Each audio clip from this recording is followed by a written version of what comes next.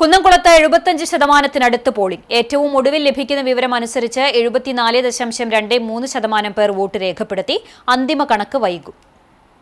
വൈകിട്ട് 6 മണിക്ക് ശേഷവും ക്യൂവിൽ നിന്നവർക്ക് ടോക്കൺ നൽകി വോട്ട് ചെയ്യാൻ ഉദ്യോഗസ്ഥർ അവസരമൊരുക്കിയിരുന്നു. കടുത്ത വേനൽ ചൂടിനെ പ്രതിരോധിക്കാൻ രാവിലെ തന്നെ വോട്ടർമാർ കൂട്ടത്തോടെ ബൂത്തുകളിലേക്ക് എത്തിയിരുന്നു. പലയിടത്തും പോളിംഗ് ആരംഭിക്കുന്നതിന് മുമ്പ് തന്നെ നീണ്ട നിര കാണാമായിരുന്നു. വയോജനങ്ങളുടെയും സ്ത്രീകളുടെയും വലിയ പങ്കാളിത്തമാണ് ഇത്തവണ കുന്നംകുളത്ത് ദൃശ്യമായത്. ഉച്ചയ്ക്ക് ശേഷവും ഈ ആവേശം ചോരാതെ ബൂത്തുകളിൽ വൻ തിരക്കാണ് അനുഭവപ്പെട്ടത്. വോട്ടെടുപ്പ് അവസാന മണിക്കൂറുകളിലേക്ക് കടന്നപ്പോൾ പോളിംഗ് ശതമാനം ഗണ്യമായി ഉയർന്നു.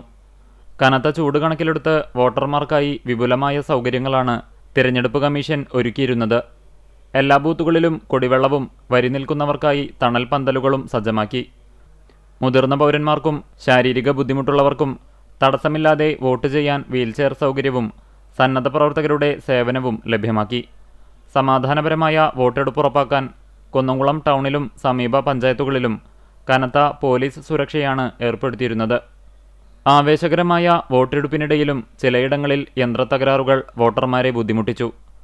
മോക്ക് പോളിംഗിന് പിന്നാലെ Bethany English medium higher secondary സ്കൂളിൽ പ്രവർത്തിച്ചിരുന്ന 101 നമ്പർ ബൂത്തിലും തിരുത്തിക്കാട് ഭാരത് മാതാ LP സ്കൂളിൽ പ്രവർത്തിച്ചിരുന്ന 93 നമ്പർ ബൂത്തിലും വോട്ടിംഗ് യന്ത്രങ്ങൾ തകരാറിലായതിനെ തുടർന്ന് അല്പനേരം വോട്ടെടുപ്പ് തടസ്സപ്പെട്ടു.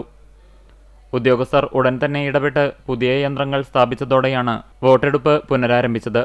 എന്നാൽ വോട്ടിംഗ് യന്ത്രങ്ങളുടെ പ്രവർത്തനം പൊതുവെ മന്ദഗതിയിലായത് വോട്ടർമാരെ വലച്ചു. 3 ബൂത്തുകൾ പ്രവർത്തിക്കുന്ന MJD സ്കൂൾ പോലെയുള്ള വലിയ സെന്ററുകളിൽ ഇതുമൂലം നീണ്ട നിരയാണ് അനുഭവപ്പെട്ടത്. പ്രമുഖരുടെ സാന്നിധ്യവും വോട്ടെടുപ്പ് കേന്ദ്രങ്ങളിൽ ശ്രദ്ധേയമായി.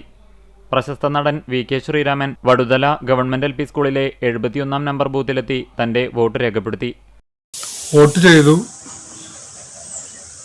ഇനിയും എനിക്ക് തോന്നുന്നു ജനാധിപത്യത്തിൽ വിശ്വസിക്കുന്ന ഒരുപാട് ആൾക്കാർ ഉണ്ട്.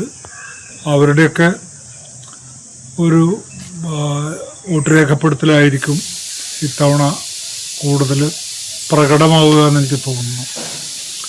കാരണം ജനാധിപത്യം തന്നെ വളരെ ഭീഷണിയെ നേരിടുന്ന ഒരു കാലമാണല്ലോ ഇത്. വൈകിട്ട് 6 മണിയോടെ തന്നെ മുനിസിപ്പൽ അതിർത്തിയിലെ എല്ലാ ബൂത്തുകളിലെയും പോളിംഗ് അവസാനിച്ചു. രാത്രിയോടെ വോട്ടിംഗ് യന്ത്രങ്ങൾ ഗുരുവായൂർ ശ്രീകൃഷ്ണ കോളേജിൽ സജ്ജീകരിച്ചിട്ടുള്ള സ്ട്രോങ് റൂമുകളിലേക്ക് മാറ്റി. ഭരണത്തുടർച്ചയും ഭരണമാറ്റവും ഒരേപോലെ ചർച്ചയാകുന്ന മണ്ഡലത്തിലെ വോട്ടർമാരുടെ ആവേശകരമായ പങ്കാളിത്തത്തെ ശക്തമായ പോരാട്ടത്തിന്റെ സൂചനയായാണ് രാഷ്ട്രീയ കേന്ദ്രങ്ങൾ വിലയിരുത്തുന്നത്. ഉയർന്ന പോളിംഗ് ശതമാനം തങ്ങൾക്കനുകൂലമാകുമെന്ന വലിയ പ്രതീക്ഷയിലാണ് മുന്നണികൾ. ജനവിധി ആർക്കൊപ്പമെന്നറിയാൻ വോട്ടെണ്ണൽ ദിനം വരെ കാത്തിരിക്കേണ്ടി വരും.